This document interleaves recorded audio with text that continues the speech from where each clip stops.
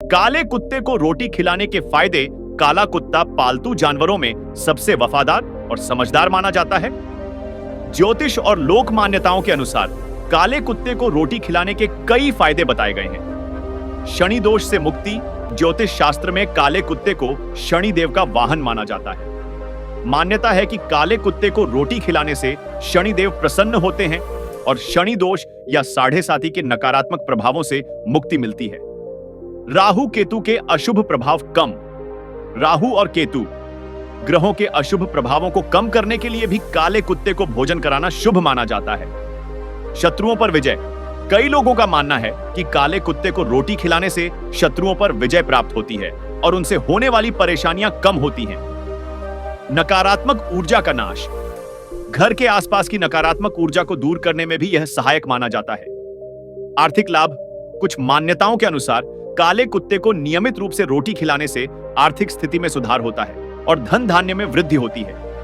अकाल मृत्यु का भय दूर। ऐसा भी माना जाता है कि काले कुत्ते को भोजन कराने से अकाल मृत्यु का भय दूर होता है और व्यक्ति की आयु बढ़ती है। पितरों का आशीर्वाद। पितरों को प्रसन्न करने और उनका आशीर्वाद प्राप्त करने के लिए भी काले कुत्ते को रोटी खिलाना एक अच्छा उपाय माना जाता है। इन सभी मान्यताओं के अलावा किसी भी जानवर को भोजन कराना एक पुण्य का कार्य है। यह हमें दया, करुणा और निस्वार्थ सेवा का पाठ सिखाता है। गौतम बुद्ध की कहानी।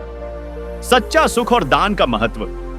एक बार की बात है, भगवान गौतम बुद्ध अपने शिष्यों के साथ एक बड़े शहर में धर्म का प्रचार करते हुए यात्रा कर रहे थे। उस शहर में एक बहुत ही प्रसिद्ध और धनी व्यापारी रहता था जिसका नाम सुदत्त था। सुदत्त स्वभाव से बहुत ही कंजूस और अहंकारी था। उसे अपने धन पर बहुत अभिमान था और वह हमेशा दूसरों को नीचा दिखाता था।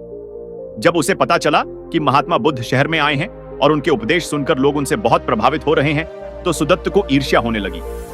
एक दिन सुदत्त ने बुद्ध की परीक्षा लेने का फैसला किया। वह अपने सबसे अच्छे वस्त्र पहनकर सोने के आभूषणों से लदा हुआ बुद्ध के पास आया।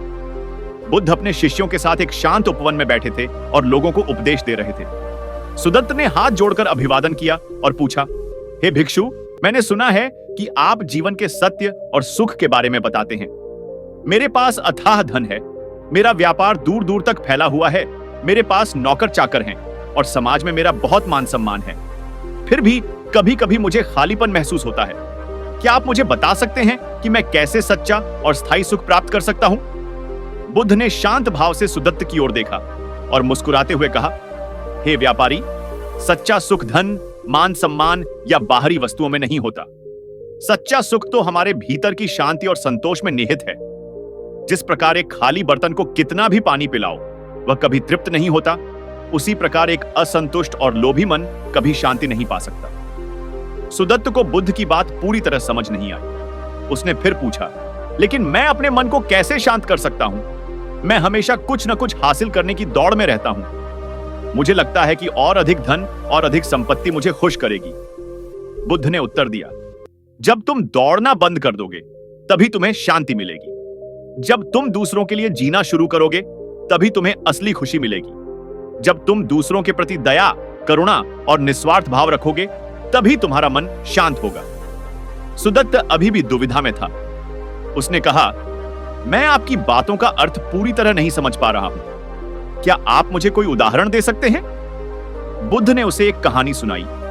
एक बार की बात है, एक बहुत ही गरीब किसान था जिसका नाम रामू था। उसके पास थोड़ी सी जमीन थी जिससे वह मुश्किल से अपने परिवार का पेट भर पाता था। एक दिन उसके खेत में एक बड़ी बाधा आ गई, एक विशालकाय चट्टान जिसे हटाना उसके बस की बात नहीं थी। वह बहुत चिंतित था क्योंकि उस चट्टान के कारण उसकी आधी फसल खराब हो रही थी। एक दिन रामू ने सुना कि राजा उस रास्ते से गुजरेंगे। उसने सोचा कि शायद राजा उसकी मदद कर सकें। जब राजा अपनी शाही सेना के साथ वहां से गुजरे तो रामू ने उनसे मदद मांगी। राजा ने उसकी बात सुनी और अपने सैनिकों को चट्टान हटाने का आदेश दिया। सैनिकों ने कड़ी मेहनत की, लेकिन चट्टान इतनी बड़ी और भारी थी कि उसे हिलाना मुश्किल था। उसी दिन एक साधु उस रास्ते से गुजर रहा था। उसने रामू को परेशान देखा और उससे पूछा, पुत्र, तुम इतने चिंतित क्यों हो? रामू ने अपनी समस्या बताई। साधु ने मुस्कुराते हुए कहा, चिंता मत करो, कभी कभी हमें अपनी समस्याओं का समाधान दूसरों में नहीं बल्कि अपने भीतर खोजना होता है। साधु ने एक छोटी सी कुदाल उठाई और चट्टान के एक कोने पर धीरे धीरे प्रहार करने लगा। रामू और सैनिक चकित थे। वे सोच रहे थे कि इस छोटी सी कुदाल से क्या होगा। साधु ने समझाया, यह चट्टान बहुत बड़ी है, इसे एक बार में नहीं हटाया जा सकता, लेकिन अगर हम इसे छोटे छोटे टुकड़ों में तोड़ दें तो यह आसान हो जाएगा। साधु ने घंटों तक लगातार काम किया, चट्टान के छोटे छोटे टुकड़े तोड़ता रहा। सैनिक भी साधु से प्रेरित होकर उसकी मदद करने लगे। धीरे धीरे बड़ी चट्टान छोटे छोटे टुकड़ों में बदल गई और अंततः उसे पूरी तरह से हटा दिया गया। साधु ने रामू से कहा, देखो, इस चट्टान को हटाने के लिए मैंने कोई जादू नहीं किया, मैंने बस धैर्य और निरंतर प्रयास से काम किया। ठीक इसी तरह तुम्हारे मन की शांति और सुख भी धीरे धीरे प्राप्त होता है। जब तुम दूसरों की छोटी छोटी मदद करना शुरू करोगे, जब तुम छोटी छोटी खुशियों में संतोष पाना सीखोगे, तभी तुम्हें सच्चा सुख मिलेगा। बुद्ध ने कहानी समाप्त करते हुए कहा, हे सुदत्त, यह कहानी तुम्हें यह सिखाती है कि सच्ची खुशी बड़े बड़े कामों या बड़ी दौलत में नहीं है। यह छोटे छोटे नेक कामों में, दूसरों के प्रति दयालु होने में और अपने भीतर संतोष खोजने में है। जब तुम अपनी संपत्ति का उपयोग दूसरों के कल्याण के लिए करोगे, जब तुम दान और परोपकार में आनंद खोजोगे, तभी तुम्हें वह शांति मिलेगी जिसकी तुम तलाश कर रहे हो। सुदत्त को बुद्ध की बात समझ में आ गई। उसने महसूस किया कि वह अपने पूरे जीवन में केवल भौतिक सुखों के पीछे भाग रहा था और उसने कभी भी अपने मन की शांति और दूसरों के प्रति कर्तव्य पर ध्यान नहीं दिया। उसने बुद्ध का धन्यवाद किया और अपने जीवन जीने के तरीके को बदलने का फैसला किया। उसने अपनी संपत्ति का एक बड़ा हिस्सा गरीबों और जरूरतमंदों के लिए दान करना शुरू किया, मंदिरों और धर्मशालाओं का निर्माण करवाया और लोगों की मदद के लिए हमेशा तैयार रहने लगा। धीरे धीरे उसे सच्ची शांति और खुशी का अनुभव हुआ जो उसे पहले कभी नहीं मिली थी। इस कहानी से गौतम बुद्ध यह समझाना चाहते थे कि सच्ची खुशी और शांति बाहर की दुनिया में नहीं, बल्कि हमारे अपने भीतर है। जब हम अपनी इच्छाओं को नियंत्रित करते हैं, दूसरों के प्रति दयालु होते हैं और संतोष का जीवन जीते हैं, तभी हम असली आनंद का अनुभव कर सकते हैं। दूसरों को देना और उनकी मदद करना ही हमें सच्ची खुशी देता है। भारतीय ज्योतिष और लोक मान्यताओं में काले कुत्ते को रोटी खिलाना आमतौर पर शुभ ही माना जाता है, खासकर शनि और केतु ग्रहों के अशुभ प्रभावों को कम करने के लिए। अधिकांश स्रोतों में काले कुत्ते को रोटी खिलाने के फायदे ही बताए गए हैं, जैसे कि शनि दोष से मुक्ति, राहु केतु के अशुभ प्रभावों में कमी, शत्रुओं पर विजय, नकारात्मक ऊर्जा का नाश, आर्थिक लाभ, अकाल मृत्यु का भय दूर, पितरों का आशीर्वाद। वास्तव में किसी भी जानवर को भोजन कराना, विशेषकर एक बेसहारा जानवर को, दया और करुणा का कार्य माना जाता है, जिसका कोई नकारात्मक परिणाम नहीं होता। काले कुत्ते को रोटी खिलाने के संभावित नुकसान या गलतफहमी ज्योतिषीय या धार्मिक दृष्टिकोण से सीधे तौर पर काले कुत्ते को रोटी खिलाने का कोई नुकसान नहीं बताया गया है। हालांकि कुछ बातें हैं जिन्हें लोग गलत समझ सकते हैं या जिनसे कुछ भ्रम पैदा हो सकता है। अंधविश्वास या गलत व्याख्या। कुछ लोग अंधविश्वासों के चलते किसी विशेष तरीके से रोटी खिलाने पर जोर देते हैं, जैसे कि रात में या किसी खास दिशा में। अगर इन नियमों का पालन न किया जाए तो वे इसे नुकसान मान सकते हैं, लेकिन यह व्यक्ति की अपनी मान्यता पर निर्भर करता है। इसका कोई वैज्ञानिक या तार्किक आधार नहीं है। कुत्ते का स्वास्थ्य। यदि रोटी में कुछ ऐसा मिला दिया जाए जो कुत्ते के लिए हानिकारक हो, जैसे बहुत अधिक मसाले, प्याज, चॉकलेट या बहुत ज्यादा नमक, तो यह उसके स्वास्थ्य के लिए बुरा हो सकता है। यह रोटी खिलाने का नुकसान नहीं, बल्कि गलत तरीके से भोजन देने का परिणाम है। गौतम बुद्ध की कहानी, ज्ञान और शांति की खोज।